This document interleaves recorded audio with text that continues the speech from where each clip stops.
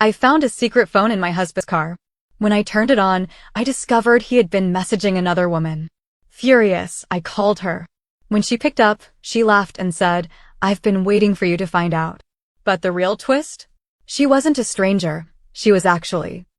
But I think you're asking the wrong question. I was stunned into silence. My mind was racing. Then, she said something that turned my whole world upside down. "I'm not a stranger, Emily. You already know me." I froze. The name. She had used my name. Panic set in. "What do you mean?" My voice was barely above a whisper. Another chuckle. "I was wondering when you'd figure it out. It's been going on for years." Years? My hands clenched around the phone. "Tell me who you are." And then she said it. "I'm Olivia." For a second, I couldn't process it. Then, it hit me like a tidal wave. Olivia, my best friend. The woman I had trusted for over a decade. The person I told everything to. My legs went weak.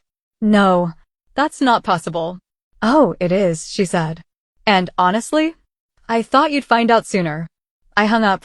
My breath was coming too fast, my vision blurry with tears. I felt like the world had tipped sideways.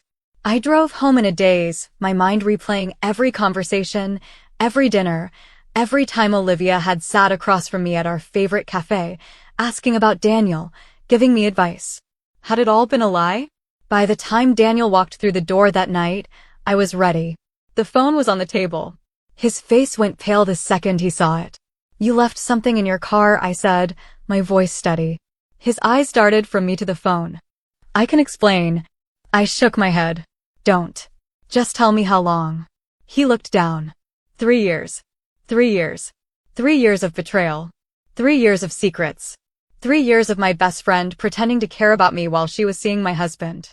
I don't remember much of what I said after that. I know I cried. I know he begged. I know he swore he never meant to hurt me. But none of it mattered. That night, I packed a bag and took the kids to my sister's house. I couldn't be in the same space as him. In the days that followed, the truth came out. Olivia admitted everything, but she didn't apologize. She just said, "It wasn't about you. It was about me." As if that made it better. I filed for divorce a week later. It's been a year now. I won't say it's been easy, but I will say this. I'm stronger than I ever thought I could be. And the best part? I no longer have people in my life who pretend to love me while stabbing me in the back. I thought filing for divorce would be the hardest part. But I was wrong. The real pain came after. The day after I filed, Daniel showed up at my sister's house, begging me to talk. I didn't want to see him, but I knew I had to face him eventually. So, I agreed to meet him at a nearby park. When I arrived, he was already there, sitting on a bench, looking exhausted. His hair was messy, his eyes red.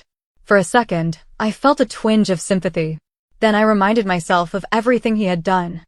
"I don't understand why you're doing this," he said as soon as I sat down. I let out a bitter laugh. "You don't understand why I don't want to stay married to a man who's been lying to me for 3 years? He ran a hand through his hair. "I made a mistake." "A mistake?" My voice rose. "Daniel, a mistake is forgetting our anniversary. A mistake is leaving the stove on. This was a choice. For 3 years. He sighed. "I know. But it's not as simple as you think." I folded my arms. "Oh, really? Then explain it to me." His jaw tightened. "Olivia, she's not who you think she is." I scoffed. "You don't get to tell me who she is. She was my best friend." His expression darkened. "She was never your friend, Emily. You think she just happened to be there, ready to tell you everything the second you found out? You think she just laughed when you called because she felt like it." I frowned. "What are you saying?" He leaned forward, his voice low. "She wanted you to find out. She planned this." I stared at him. "That makes no sense. Why would she want to ruin my life?" Daniel hesitated. Then he pulled out his phone and started scrolling. "I wasn't going to show you this, but you need to see it." He handed me the phone. It was a message thread. Between him and Olivia. And it was recent. Olivia. She found the phone, just like I said she would. "Daniel, why are you doing this?" Olivia. "Because it's time. You knew this would happen eventually." "Daniel, you said you cared about me." Olivia. "I do. But I never said I cared about her." My blood ran cold. I looked up at Daniel. "What is this?" She wanted you to know, Emily, he said quietly. This wasn't about love. This was about you. I shook my head. That's ridiculous. Why would she then? Suddenly, it hit me. The way she always asked about Daniel. The way she was always around when we argued. The way she always told me I deserved better, planting seeds of doubt. I thought she had just been a friend trying to support me. But what if she had been pushing me toward the edge this whole time? I swallowed hard. She's manipulating you. Daniel exhaled. I think she's been manipulating both of us. A chill ran down my spine. Then my phone buzzed. A new message. From Olivia. Olivia, I bet he's telling you everything right now. Isn't it fun to finally know the truth? My hands started shaking. She was watching us. I looked around, my heart pounding. Was she here? Somewhere in the park?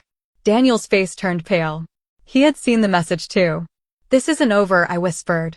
And for the first time since this nightmare started, I wasn't sure who the real enemy was. My hands trembled as I read Olivia's message again.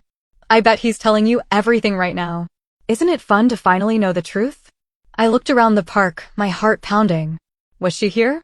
Watching us? Daniel stood beside me, frozen. She's playing with us, he muttered. She's always been playing with us. I didn't want to believe it, but I couldn't ignore the truth staring me in the face. Olivia hadn't just betrayed me, she had planned this. And I needed to know why. I didn't go home. I didn't even tell my sister where I was going. Instead, I drove straight to Olivia's house. The lights were on. I barely had time to knock before she opened the door, a smirk already on her face. Took you long enough, she said. I pushed past her, stepping into her pristine living room. Tell me the truth. My voice was steady, but my chest felt like it would explode. Why did you do this? Why did you want me to find out? She shut the door behind her and sighed, as if she was bored of the whole thing. You really don't get it, do you? She crossed her arms. This was never about Daniel. It was about you. I swallowed. Me? She tilted her head. Do you remember the first time we met? I did. We had worked together at a publishing company years ago. She had been quiet at first, but we quickly became close. She was there for me through everything, my pregnancy, my struggles with work, my fights with Daniel. You always had the perfect life, she said, her voice dripping with something dark. The loving husband, the house, the kids. And everyone always talked about how lucky you were. Do you know what it's like to always be the other woman? The one people overlook? The one people forget? I stared at her, my breath catching in my throat. This was about jealousy? She laughed. Jealousy? No, Emily. This was about balance. You were always on top, and I was always the one in the background. I just wanted to see what would happen if things were different. I felt like I was going to be sick. So you destroyed my marriage? To prove a point? She shrugged. Your marriage was already weak, Emily. I just helped things along. I stepped back. I suddenly realized how much of my life she had controlled. Every piece of advice she gave me. Every doubt she planted in my head. The way she always made me question Daniel. She had been playing me for years. I clenched my fists. You don't get to decide who's happy and who's not. She rolled her eyes. Oh, please. Don't act like you didn't suspect something was off between you and Daniel. You were already halfway out the door before you even found the phone. And the worst part? She was right. Daniel showed up 15 minutes later. I hadn't called him. He must have known I'd come here. The second he stepped inside, his face twisted in anger. What did you do, Olivia?